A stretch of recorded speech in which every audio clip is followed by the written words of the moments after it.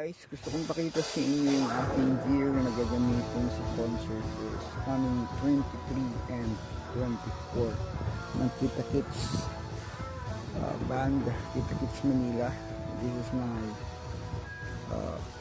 PSS 480 Yamaha 80s na keyboard. Luma na siya.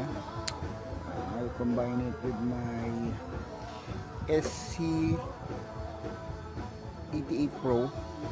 Kasi kailangan ko guys ng travel friendly na gamit kasi nakamotor lang ako nilitik. So ayoko kasi magsasakyan dahil ma-traffic, nakaka-stress. So I'm gonna use this setup.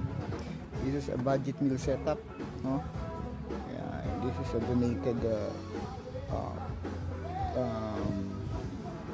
sound canvas, sound module, and this is cheap na workstation. Luma na siya, Porta Sound. This is 480. Yan yun.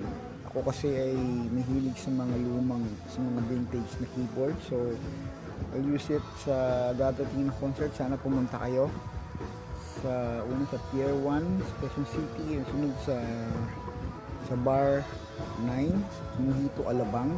So this is gonna be my gear kasi ang aking duty ay percussion and keyboard. So dalawa kami nagki-keyboard doon, si Boss Ding. Okay, isang senior na pianista. Galing guys. So I hope you watch yung concert namin this coming 23 and 24. Ito yung aking gear. Ito po yung aking humble gear kasama sa aking collection. Nasira na kasi yung Casio ko. Actually hindi siya sira, nag-on pero hindi nag-turn off. Hindi once na sinaksak mo, nag-on siya ng dire-diretso because nilagyan ko kasi ng battery. So it's my bad. So gusto ko sana siyang gamitin. Pero ngayon I'll use the PSS 480. Ang issue ko lang sa PSS 480 ko is wala na siyang volume level. Pero guys, may solusyon. Meron kung mayroon ko yung PSS 80. This is a beast keyboard.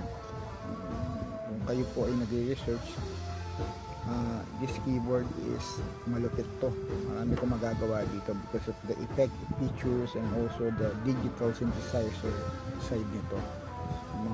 Mga effects nito ay sobrang ganda. Kaya isa to sa mga collection ko na hinanap ko. So kaya lahat ng keyboard ko mostly analog. So this one is, I think is